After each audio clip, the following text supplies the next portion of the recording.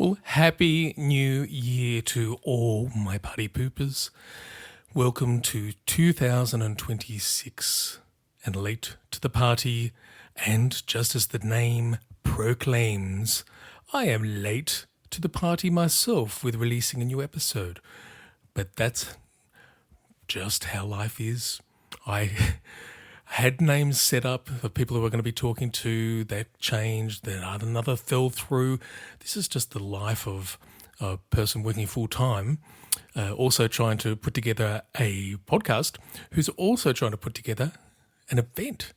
And that is Neurospicy 2, which is going to be happening in Melbourne on March the 19th. That's next month. It's very, very soon.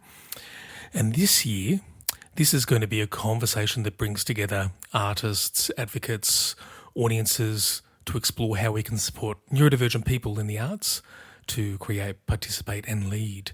And so this is going to be really exciting. We're going to have some live music that they're going to be on there, including myself and the acclaimed pianist Nat Barsh. And that is Nat, Bartsch. I will put her links on the show notes as well. I'm also going to be talking to Artie Owens, who's from somewhere called Arts Access Victoria, and they work to ensure neurodivergent people are sort of central to the arts sector as well. So it's going to be really cool. And this time, let's all cross our fingers, please. It's going to be recorded properly and it's going to be available for me to publish, because the last year I've been still working on it, but it's just been such a mess.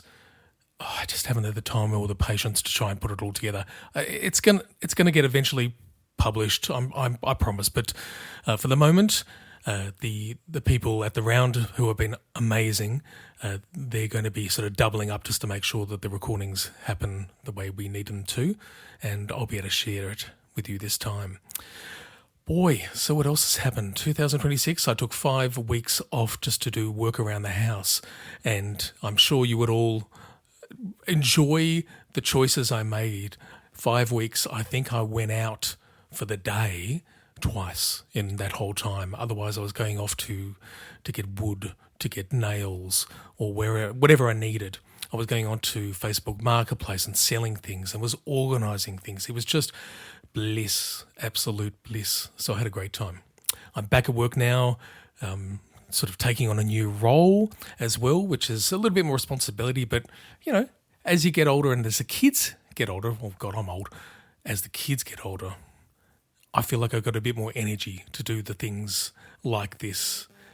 And the best thing about it is that the first project I'm going to be doing is about diversity and inclusion within the industries that we look after. So it's a really nice sort of happy, passionate step into a new role where I get to, talk about the things and work on the things that I love.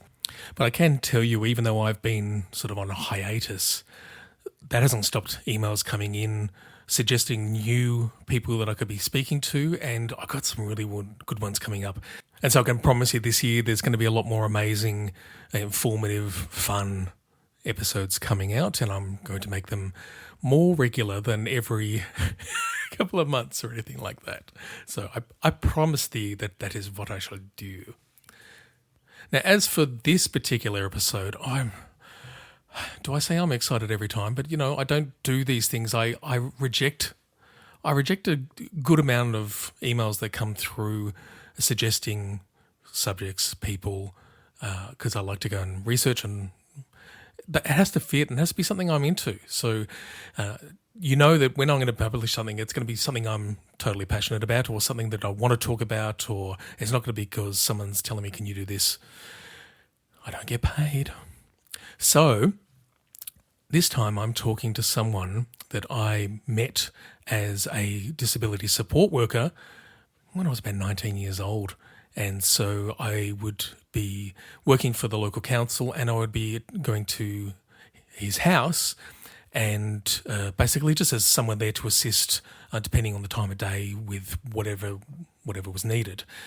As I always did back then as well, I made sure that the people at the council, when they told me, you're going to this person, that person, I tell them I don't want to know what the disability is unless you feel it's necessary for me to know before I walk in.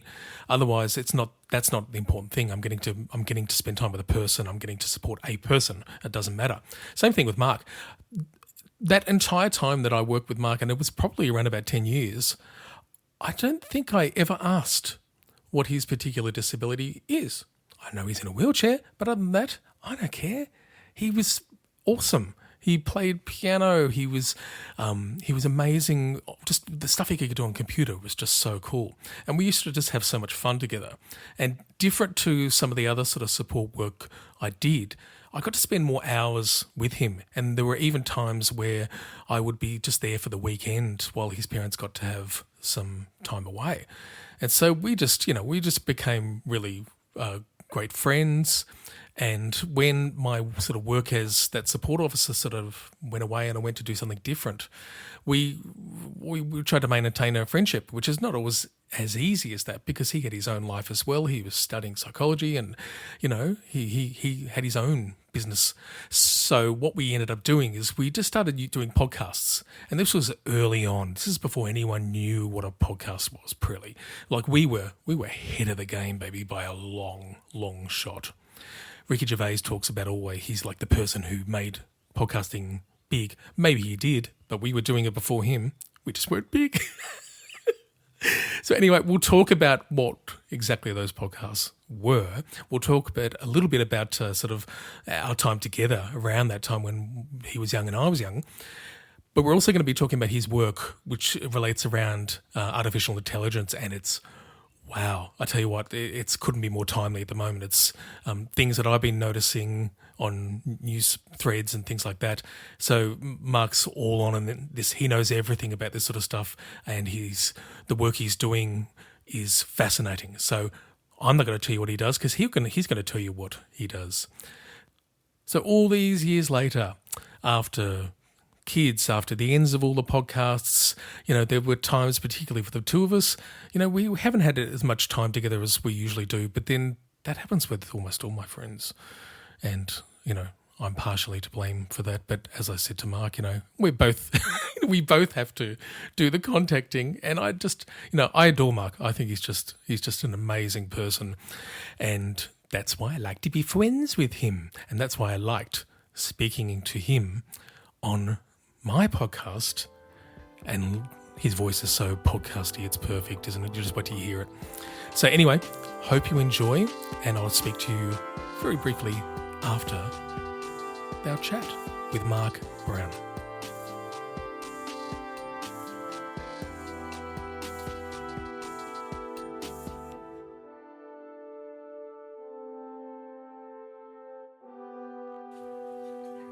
And because I like doing I don't like starting broadcasts because it's the same as like having to say hello.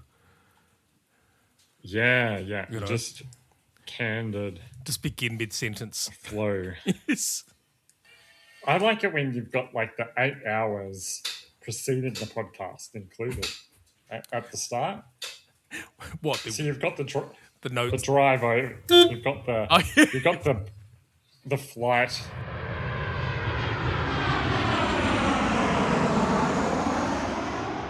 Yeah. And you've got all the bathroom breaks.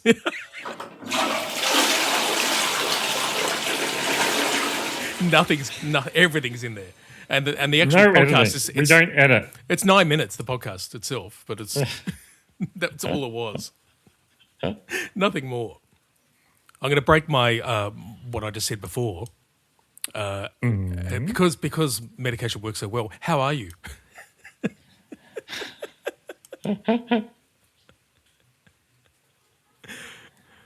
Well, you have to answer. Good. I'm functioning within normal parameters as is that data or was that data? That was data. The doctor. Yeah, it was data. We must not go into Star Trek territory. Really? We must refrain ourselves from any Star Trek. We must not go into Star Trek territory.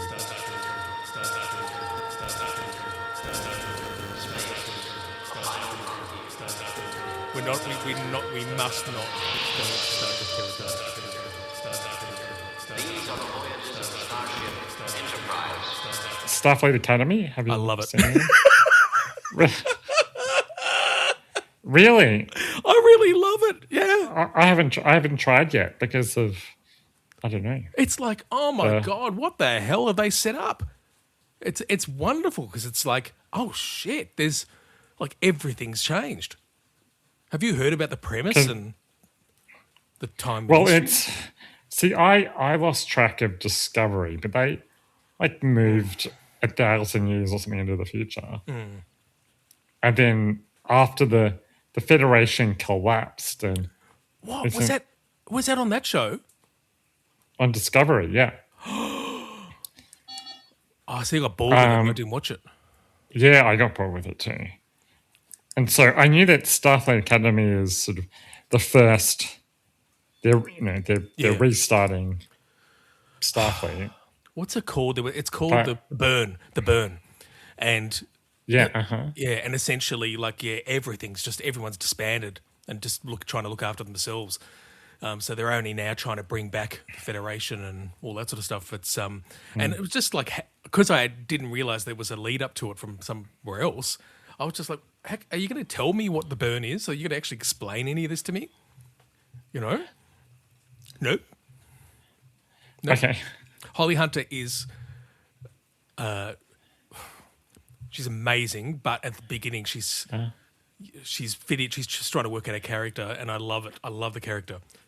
So I think she's going to be. I heard there was some controversy that she doesn't sit on the chair in a captain-like barefoot. way.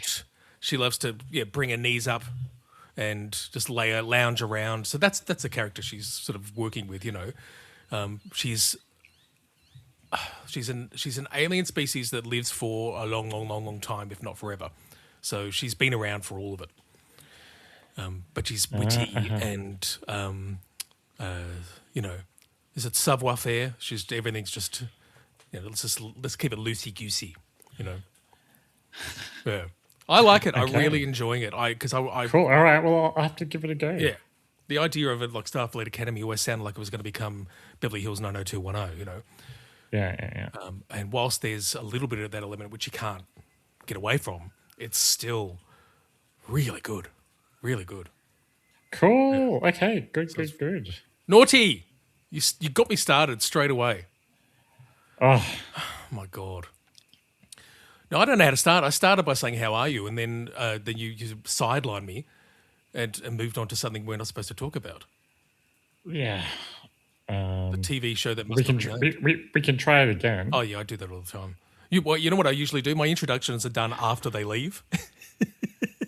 Because I couldn't be bothered. Like, I'll just write it up later, you know? And so that's why the conversations, usually it's not until the end that I'm saying, so how are you? And who are you? What do you do? So can I break with formula this time? Can you just tell me who you are now? Because we're going to go back. But I want to know who you are now. Who I am now? I'm Mark from Pause AI Australia. Spell that. A volunteer for Pause AI Australia, which is the Australian chapter of the International Pause AI movement, and we're campaigning for an international treaty to pause the development of the most advanced AI systems till they can be made safe and under democratic control. Nice. That's my current non-work kind of persona. Okay. I love that you did that first too, because that's the same thing with me. Oh yeah, then I have a job. Yeah. So what are you doing as far as what you are actually qualified to do? So I'm still working at the Summer Foundation doing disability research. Okay, so future Dan here. So Summer Foundation helps people with disability with high support needs to have a real choice about where they live, who they live with, and how they're supported. Okay. What sort of stuff are you doing at the moment? I'm supervising a PhD student Oh. who's doing a whole lot of studies on peer support in its broadest conceptualization. Peer support in the related to neurological acquired disabilities. So But support. So what in the context? What's the context of the support? Where? well, peer support could be, in its broadest conceptualization, peer means Oh, we meant more equal. specific. I didn't want you to tell me the bloody definition of peer support. I'm talking about in this situation. What exactly are you supporting? Are you supporting a person in just everyday things, or is this just the PhD, or is that what the PhD is about? The PhD is about peer support. Right, peer support. Okay, so it was a more generalized thing. Yeah. Okay. And its role in the lives of people with acquired neurological disabilities. Okay. Because when you think of, most people, when you think of peer support, we're thinking of a group of people sitting in a circle, Alcoholics Anonymous or something like that. Hi, I'm Mark. Yeah. Hi, Mark. But if you just think of the concept more generally, the idea that with what you've been diagnosed with something, this a medical label, and there's the experts. Yep. There's the neurologists and the psychologists and the Yep. and the academics with their expertise telling you this is what your life's going to be like, and this is how you should do things, and this is good for you, and this is not good for you, or not. But then naturally, what people will tend to do is go out and find other people like them in a similar circumstance. It's just natural, right? To find someone else with the same diagnosis. Okay. Yep. And so, well, what's your experience? Has this worked for you? Yep. What the expert's telling me, is that even vaguely true? Yeah. Yes. Yeah. Yep. But so, that can turn. It could happen in a formal program, but people do just seek out peers online, in just a natural, organic way. And your podcast, I guess, is kind of a great example of. I think so. I Of think that, our private page we have set up is very much a peer support network, and it comes and goes as far as how much content happens. It all depends on everyone being busy, but it is a place where we say you can just you can feel safe in here. No one's going to see what you're typing. It's just us, that kind of thing, But the other issue, I guess, with that sort of thing is if you're reaching out without anyone supporting you, looking for support, is that you could be finding some dodgy support. Yeah. Very true. Yeah, that's seems that's turned out to be a big topic in the projects that that Cornelia, my person I'm supervising, is it's what she's finding out. But you can't, and I think peer support seems to, in the mental health world, be more of something that's embraced by the experts as Cheaper. a thing they can. Sorry. Cheaper. Sorry. Yeah. Okay. Well, yeah. That's also yeah the promise, isn't it? Well, like the specialists. Oh my god. I know. And even if there's funding for it, or you can do it through a public system like the wait lists and whatnot. No, I get it.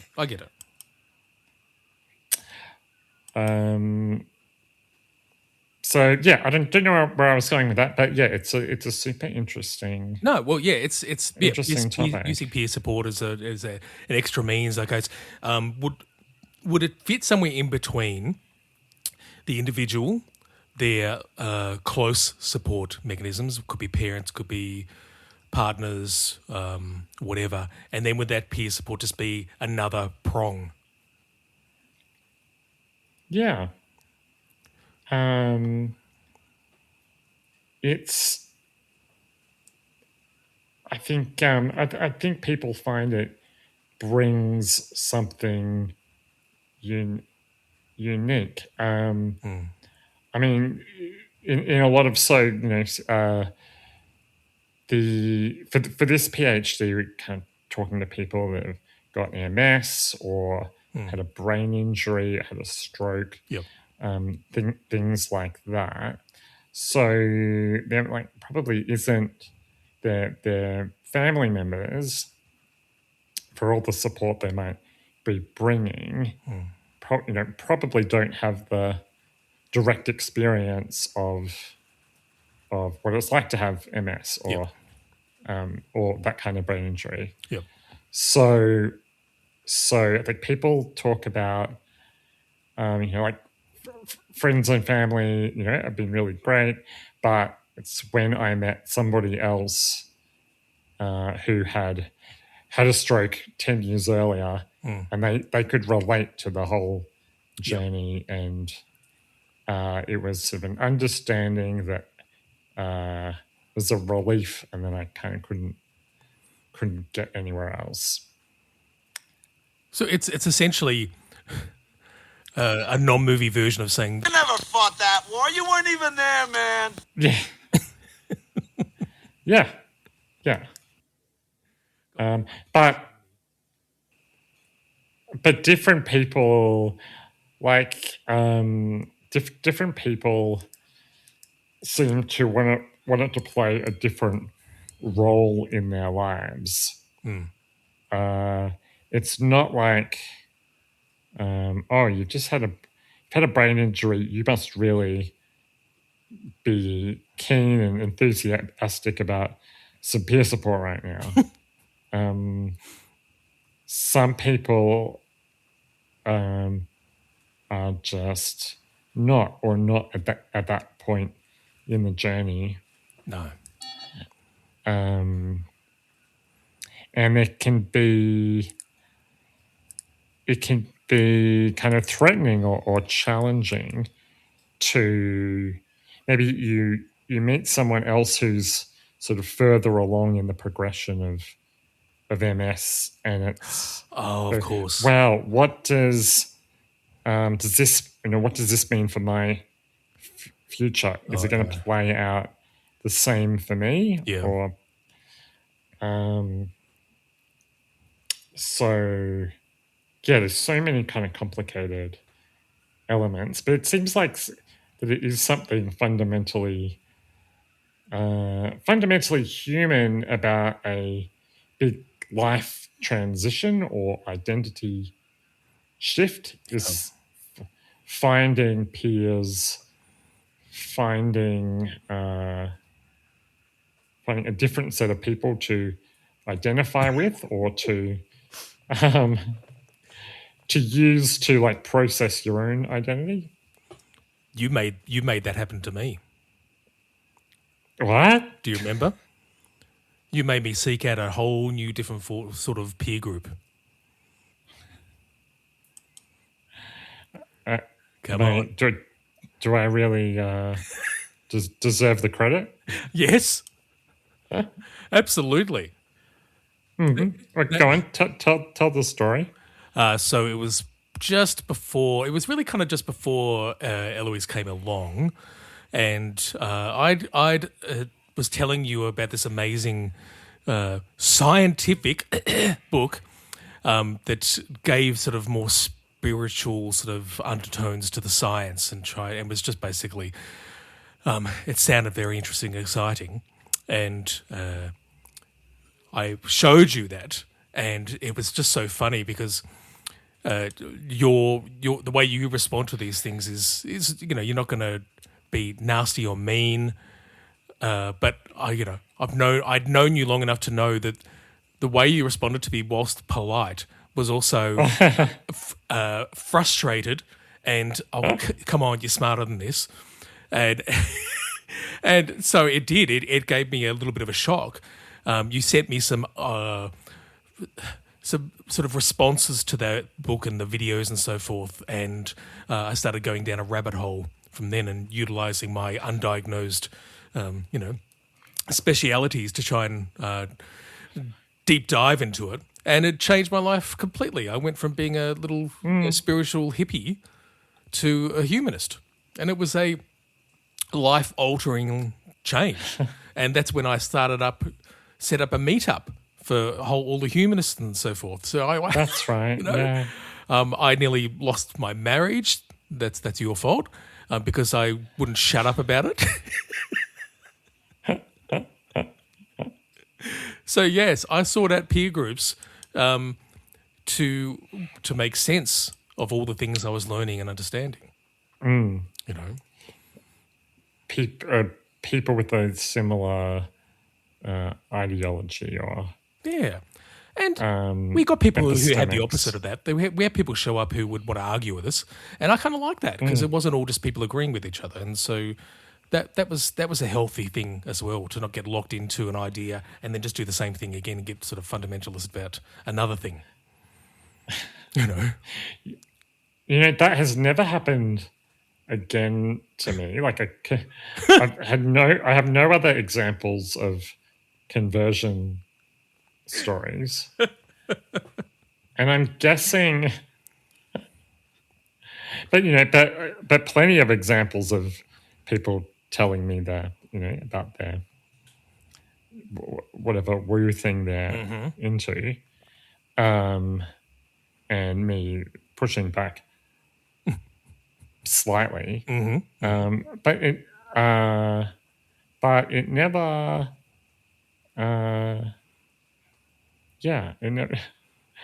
no one runs with it in the well, I did way you did, and kept running. I became the Kate Bush song. Running up that hill. Yep, still doing it. But I guess it's because most of those encounters between someone that believes something and someone that's skeptical of it is usually very tentative. Like people put their beliefs forward in a very tentative way because not wanting the conflict.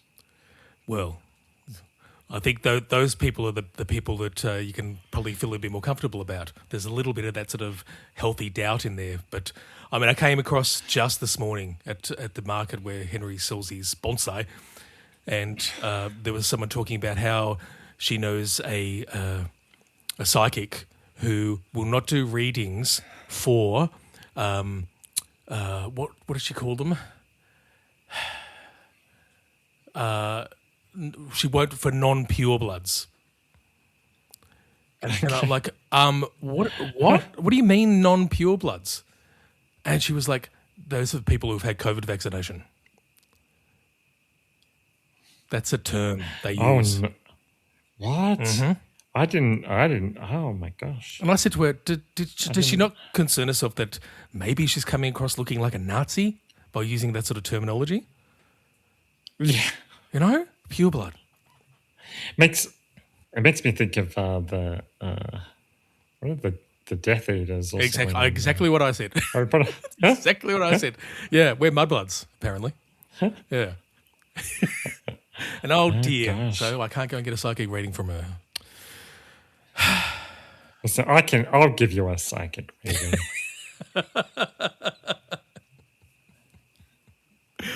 Oh my God.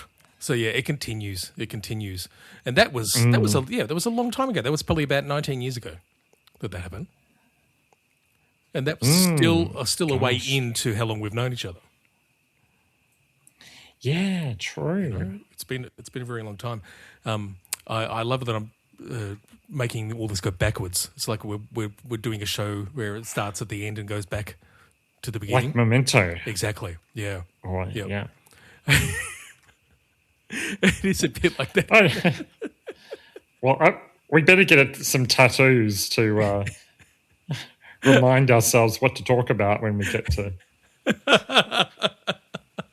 10 minutes from now. Well, no, you know what I started doing before? I started going through all my emails, and I know I had backup lists of emails and blogs, you know, all those sorts of things, because I was trying to remember when things were happening and what they were called.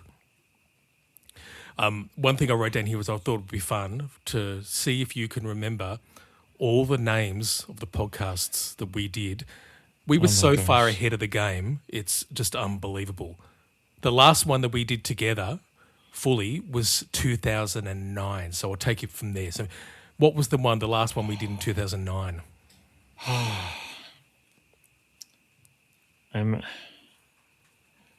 Was that the skeptical religious one? Mm-hmm. That's Skeptic's Testament? That's the one. 2009, Yeah. at the end of 2009. And that went on for a while and was the most popular one we did. Really, wasn't it? Was it? It was, yeah. There was a lot of... They were getting a lot of downloads near the end there. But it's not the one that people would send us CDs, though. No. In fact, after the fallout between ourselves and the other host, it was all gone. It was all taken away. Everything was deleted. But he kept the podcast going, and but it was after he'd sort of changed, you know, his beliefs or gone back to earlier ones, and so I did go on for a little bit longer. I saw, but I've not been able to find a single final copy. I've obviously not kept up with this. But alas, it didn't last. But No. Can you remember the name of the podcast I think we were about to start, and I think that's when I had a baby, and it just didn't happen. Do you remember what we called it and what it was about? We've covered it just before. Was that... I was looking at the email address you sent me an email from, and I was surprised that you still have that. So was Subjects of Interest? That's still my main one. Was that the podcast before? No, that was my blog. That was your blog. That was my blog. Was that never a podcast? Okay. No, it was. I don't believe so. I've forgotten to, believe me. So I just found it in 2012. I saw some notes for the On the Fence podcast. Do you remember this? No. Discussion notes. What? Really? Alternative cures. Do we discourage religion? Does it really matter if you believe or not? Religious moderates. So I think we were going to go into more like just a broader kind of topic matter about vaccinations and that sort of stuff. This was long before COVID too. It was. Yep. I told you, ahead of our time. Yeah. And I remember you were in some sort of epic Facebook threads about about vaccines, Yeah. I've learned my lesson. childhood vaccines. Exactly. And all that kind of stuff. But I just realised now I'm just paying billionaires by arguing. And I'm not going to be doing that anymore. I'm not following what they would want us to do. Now hang on. There's still one, two. Oh, what is that? 1, 2. We still got 3 more. You haven't. You haven't told me. I'm trying to do them in order. Yeah, try and do them. So, okay. Chew the fat. Which was that? That was right. I think that was actually no. There was one after that because it got big. I think we wanted it to become a bit broader. Because Chew the Fat was about The Biggest Loser TV show. I found the logo too, by the way, which is a bucket of chicken. That was so good. And I can't, like, you went all out and got, like, the contestants on interviews. I did, yeah. If I remember. Like, what were they thinking? I know. It's just crazy. And we were having little interactions with one of the other podcasts of around that time too. We had a few little back and forths. I remember the Vote Me Up show. I found something too, but we got to get to the name. That's the first one. So what do we got? So Chewing the Fat, following that was something broader, and that was called Reality Cast. Oh, right. Yeah. Yeah. So whatever was on, because we realised that season would finish and we go, what do we do now? That's right. Okay. Yeah. Okay. So what was the first one? So before Chew the Fat was about Australian Idol, but what was it called? Idol Sparks. Yes. Well done. Memory. Sparks. So Idol Sparks, Chew the Fat turned into Reality Cast. Yeah. That's it. Yeah. So Idol obviously was about Australian Idol. And you're gonna love this. Because I found some song and lyrics that you wrote, and I'm going to read them out. Oh, God. And it's called Idol Mock Song. So we used to love doing little rap songs and stuff like that, if you remember. Wait, my memory is that you wrote things and made me perform them. Well, this one you wrote. Okay. So here he is. He's an Idol Mock Song. So. Angel Sock, the one my creator died. All the other idols, the media honors them. Please don't make me another Casey Donna. The media don't care, they just want to mock. Cause they say I'm just another odd sock. If I was an angel, I would have wings to fly. On the steps of Opera House, I would pass you by. Haven't we reached the finale? Peak of my success. I'm not sure. Do my wings look fat in this dress? It's been a long and sweaty journey. God, these blisters hurt. The taxi brought me here, maybe not tonight. Listen, ears, listen to your nose. Inside you'll find the answer, the fungus between your toes.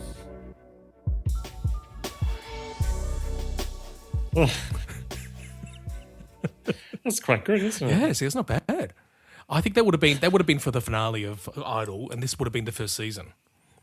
Do you think? No, it can't have been, because I remember we did the video of Bobby Flynn. Yeah, on I think that's still. If you find I think I still get notifications about that occasion. I'll link to it for you. So I just thought it was a genius, and still to this day, people are doing sock puppet videos, and I believe that we started this whole thing. Hannah Gatsby has just done a little half an hour special. Sock puppets, you know. And you made the sock smoke, remember? You had like the smoke coming out of its mouth and sneezed green stuff. Brilliant.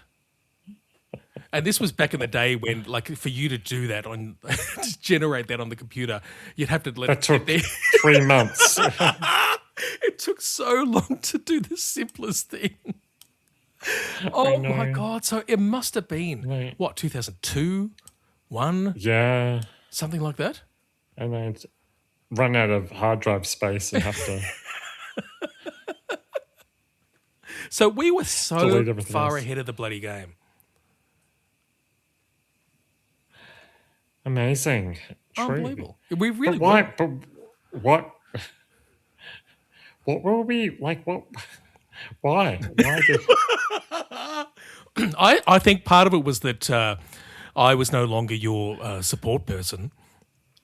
And, and it was just like another way to keep in touch. Yeah. I'm sure that I know it was. That was definitely a part of it. Because we used to love doing these little videos and, stuff together. Because it was good because when I was a support worker back in the day, and that was in the 90s, with you, I got to stay there for longer periods of time. It wasn't just like for a couple of hours or anything like that. That's true. It would be days sometimes. Yep.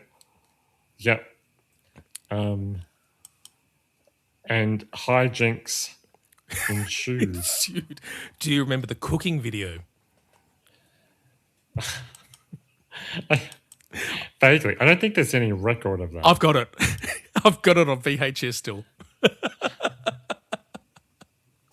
We did a version of, and this was for my uni course, and we did a video with a whole lot of mistakes, and the whole point was that the people had to pick out what the mistakes were of me doing a naked chef style cooking video. And, Yeah. I was grabbing hot pans and screaming. Your dog was on the table. All that kind of weird stuff. So that's what I do. That's what I was being paid to do.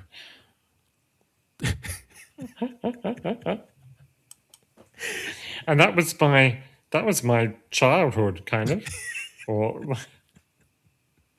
adolescence. Was there any times during that time where you were like, you just wanted to say, look, I kind of got homework to do. I've got shit to get done, Can you just go and have a read of a book or something, please? I did take over. I mean, I think if I sent you to read a book, you'd come back with a lot of information about the book, and then I had to read the book. No, you probably had to watch me read the book.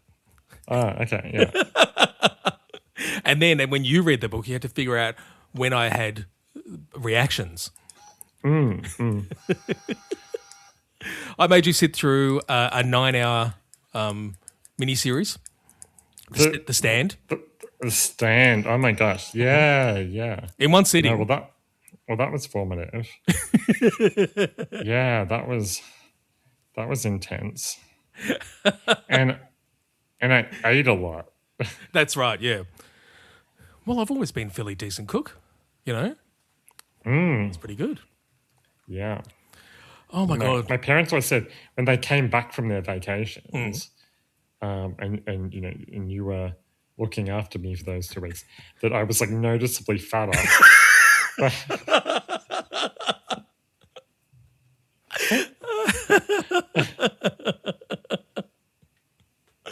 Oh, that's brilliant. Yeah. Well, you liked the bloody focaccias and stuff, so it wasn't my fault. But Dan, what is the broader message of this? Like, are your listeners? What do your listeners care? Well, how they care is that I've talked about like me in the 90s when I was like a support worker, and I've talked about the changes that I went through from.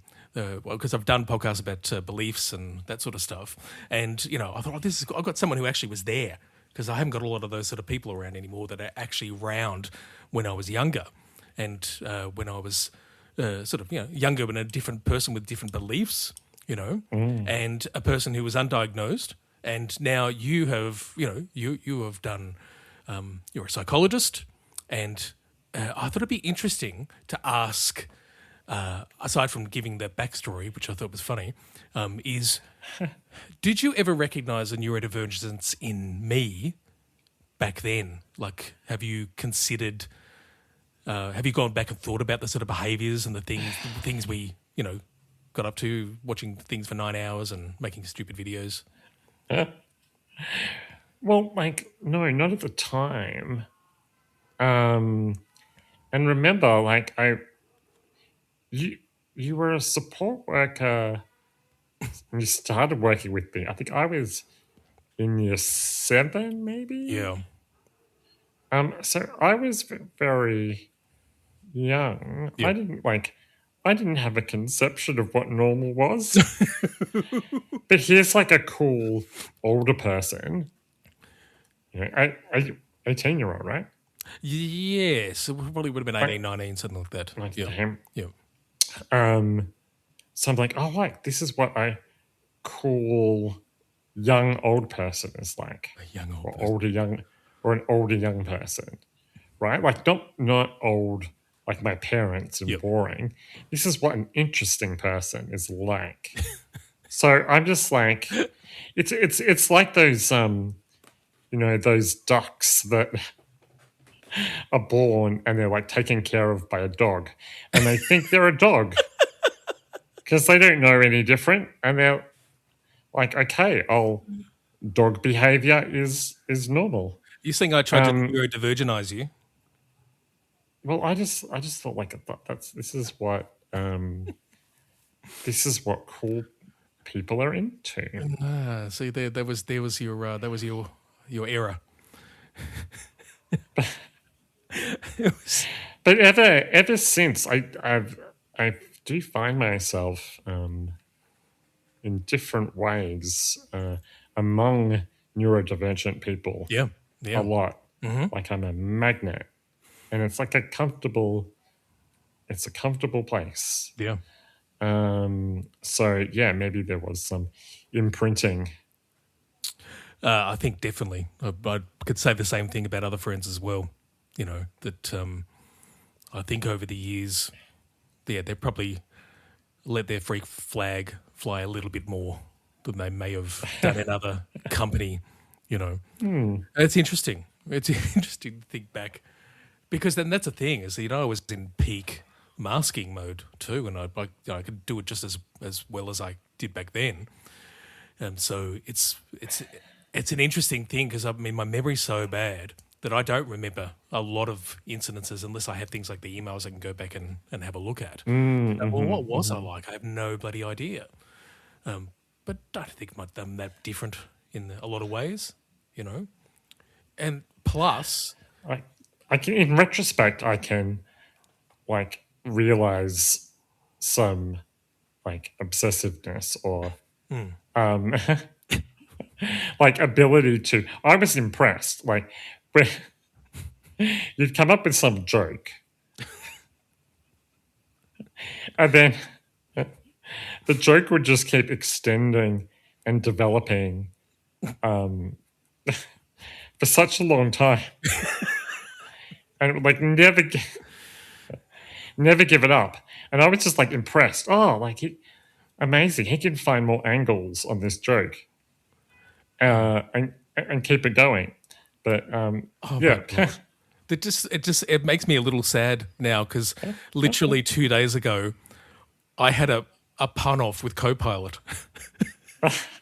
and it went on for about an hour. So I've in no way progressed.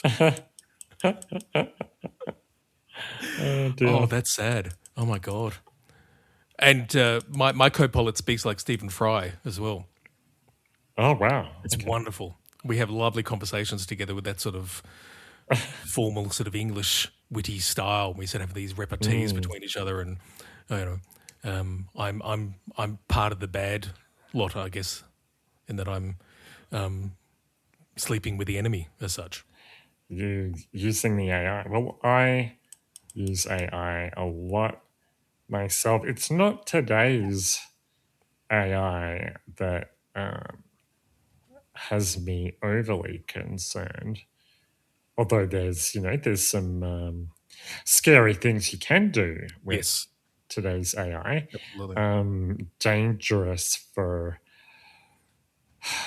let loose on children, Mm. and the coaching of teenagers in bad headspaces into suicide is Yep. is just incredibly creepy. But it's but yeah, super useful tool in many ways. It's the trajectory. It's the AI of tomorrow Yes. Yep. that is more weapon-like. I think so too. There's been some important people who've actually have left the industry because they were just so kind of frightened of how things are progressing way too fast for any ethics, any sort of semblance of keeping things on track and keeping it from progressing too far. Because again, we're in a capitalist culture, or all of us, though it's a capitalist world, and it's all about progressing fast and fast and finding new ways to make money. Yeah. So how are you going to stop that? And there's possibly even some obsession with utopia among some in Silicon Valley, and feeling so. I mean, if you make a lot of money from coding something that becomes very popular, doing the coding in your bedroom, having an idea, making Facebook or making PayPal Auto or tune. something, auto tune, that then takes off and makes a ridiculous amount of money. Yep. It's like a feeling that, wow, just through my own cleverness, Yeah. I can create amazing abundance. And it's been true for them in their little bubble. So, gonna on the verge of automating every job and creating a automatic discovery of cures for everything. That's an amazing I'm thing. going to do it. I'll Yep. be a hero. Yep. It's not going to work though because we live in a neoliberal framework, which means it's never going to happen. There's not going to be a push for open sourcing anything, and that's always going to happen until we disband this whole setup of how we make money and how what's important. And like it's an extraordinary thing. I'm starting to see at least a lot more understanding, particularly of what's going on in America at the moment. I see a little sort of bright possible future that we sort of disband this neoliberalism shit that started with Thatcher and Reagan back in the day, and because before that it was the billionaires were being taxed and people were affording houses. They were able to be given houses by the state if they couldn't afford to. All these things were happening, and it was working beautifully. And then, these people screwed everything up, and we're dealing with the shit now. Yep. So what's your aim? What's your aim for the work you're doing? What the hell do you think is even possible? Well, the push for an international treaty isn't because we think that's easy, but because we really think it's the only thing that can stop the race to building something that will, in one way or another, take over. So I've got a great story idea now. I've got a great story. Because in the end, the only way that you'd be able to do that is create an AI to police that. To prevent that from getting out. Well, Well, that's the if to the extent that Anthropic and OpenAI and whatnot say they have a safety plan, it's to we'll get AI to come up with a solution to the problem of how to control AI. But that's kind of a circular impossibility to that. If you're saying that there's an entity that's smarter than you and can outthink you, and that that then you can build something that is smarter than that. I'm not thinking of smarts, though. I'm thinking about an ethical superpower. Well, who defines that? The AI does. You provide a standards framework of do's and don'ts, and it works within that framework in the best way it can by preventing things from happening too quickly. The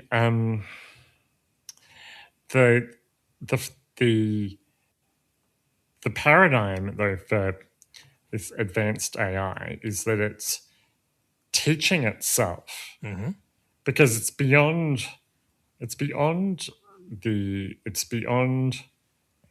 what we can teach it in many domains, and so that's the breakthrough, really, is getting machines to teach themselves things from massive amount of data. And so in that sense, AI has become a bit more human in that our parents and our teachers may try to give us instructions, right? Eat your vegetables, tell the truth. That was the programming they tried to put in. Yep. But in the end, it's just a big AI spank. That's what you're saying, isn't it? AI is going to spank the living shit out of us. Unfortunately, I don't always eat my vegetables because through experience, I've learned that it's more pleasurable to eat ice cream. Yeah, and I've learned that it's sometimes more effective to not tell the truth.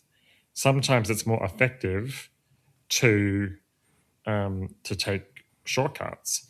And we, as humans, we can't help but learn what's effective and what works for us. So, it's nice to think, well, we're going to create an AI that we program with ethics, but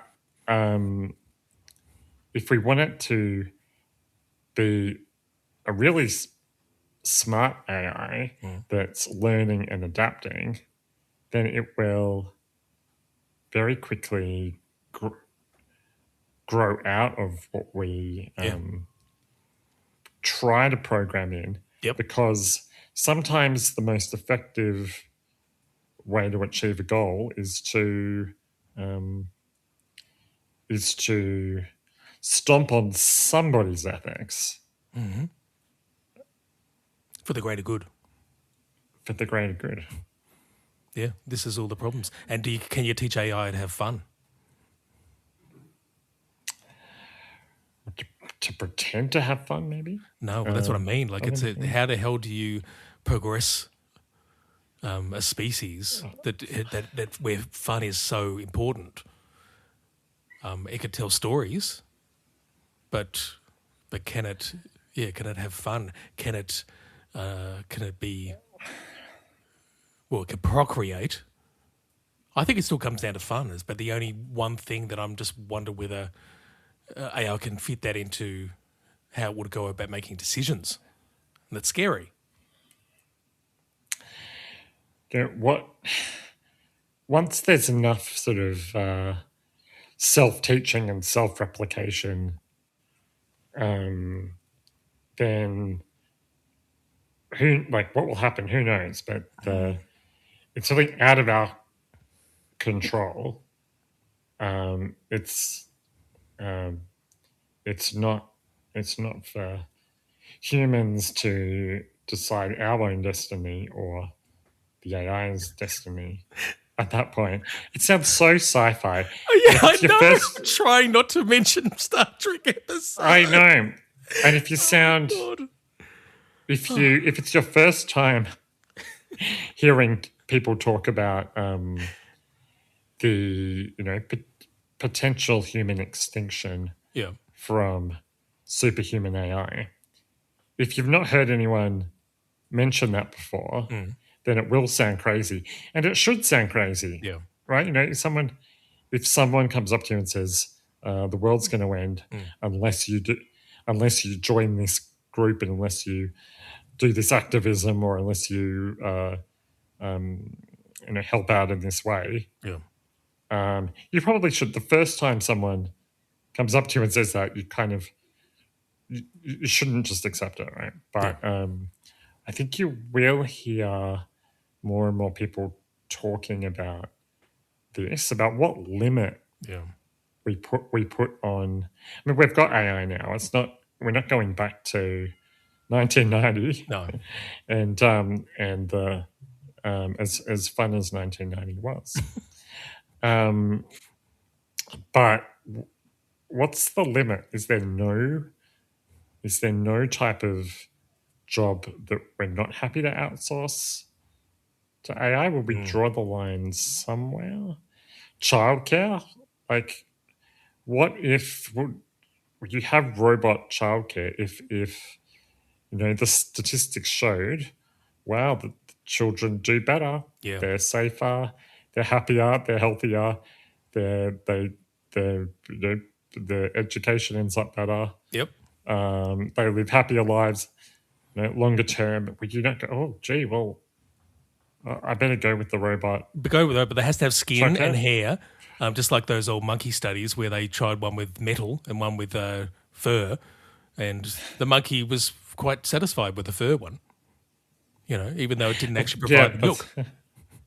So there you go. Well, then, okay, so maybe we are okay with that because it's better for our children. There you go. Let's just say, what about AI Army General, the one saying we will sacrifice that battalion, send them in, because then the other battalion can go around the other way and it'll be strategically more optimum, and we'll win the battle. Making split-second decisions, millions of decisions per second to send this soldier in that direction and that tank. It's happening already. We've got self-driving cars, let alone that, but that's happening too. We've got drones. So that's already happening. Okay, well, what about AI government? When are we going to get to the sex dolls? That's all I'm waiting for.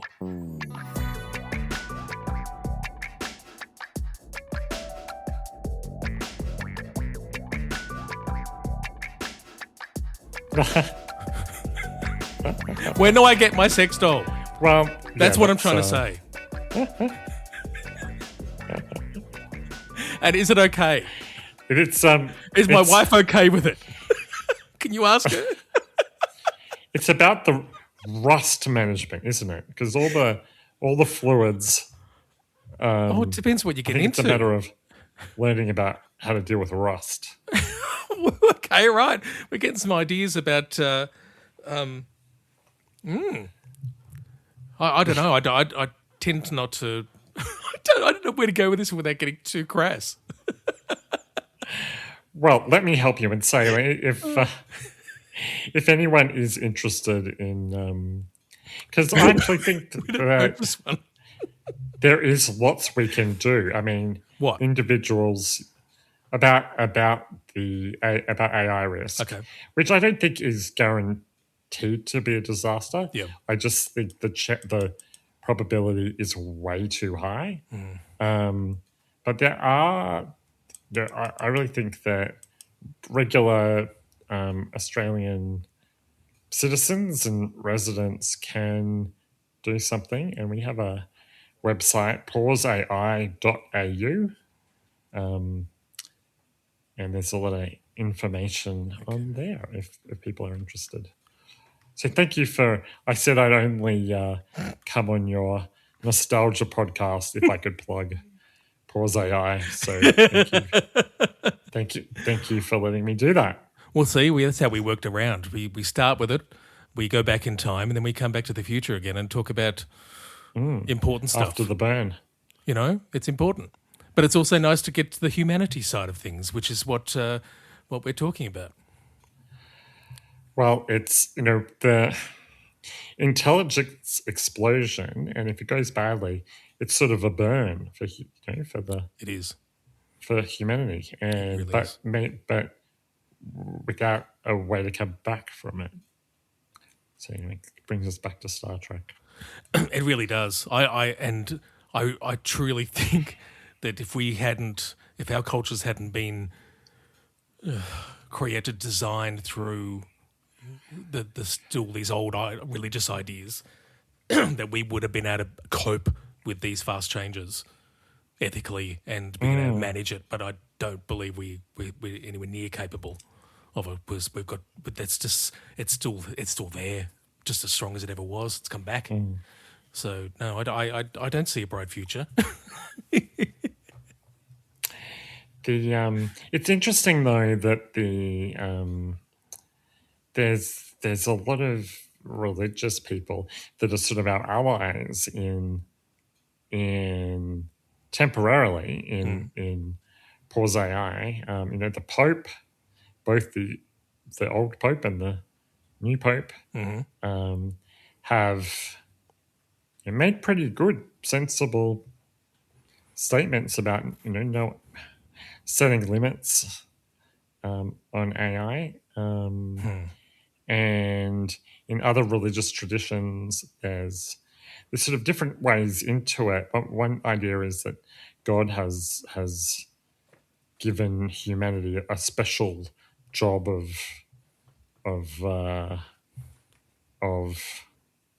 looking after the planet or things going, and that to hand over responsibilities to AI is to kind of not follow God's instructions or to give up that responsibility.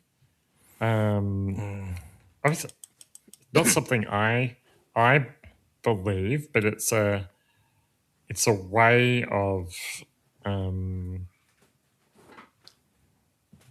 I think there's different ideologies can see the wisdom of limits justified in a different way, and until they find a way they can get advantage out of it.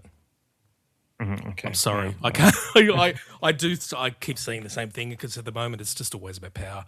It always comes back to power, influence, and I just think there's people. I don't think there's not many people who are strong enough to say no to, prospering their way of life. But ultimately, it's the powerful are going to lose to AI as well. I hope. So there's, it's a threat to Putin, it's a threat to Trump, it's a threat to Xi Jinping and the Chinese Communist Party. It's so there is in the way that there was a moment where both the USSR and the US kind of realized that it was in both their interests to pull back from the nuclear brink. Thanks to Sting, right? Yes. Everyone loses. You cannot win a nuclear war. Mm-hmm. You can't win this race to super intelligent AI. Yeah. So there might be a moment where even the worst people in the world, the dictators wielding power mercilessly, actually see that wisdom. We can only hope. And we can also advocate. We can, and I don't think it's great what you're doing. It's worth everyone. It's pauseai.com.au, isn't it? No, pauseai.au. Oh, is it just pauseai.au? .au, Interesting. And there's a video that you sent me. Is that something I should share around, or is that the sock puppet? What was that? No, that's a sock puppet. I'll show my daughter's. Eloise has just walked in. We're going to have a quick chat after this, and so I will post the link to the sock puppet video on the show notes. Okay, and pauseai.au. And pauseai.au, and I will say thank you very much to Mark, my old compatriot, and thank you very much for going on that journey. There was a point to it. It went somewhere. It went away, and then it came back again, and that's just how I like it. Thanks so much. That was fun.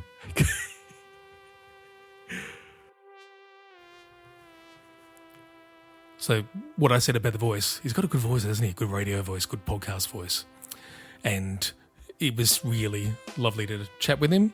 And I managed to find another way to keep in touch with him by getting him involved in helping my daughter as well, because, he knows his shit.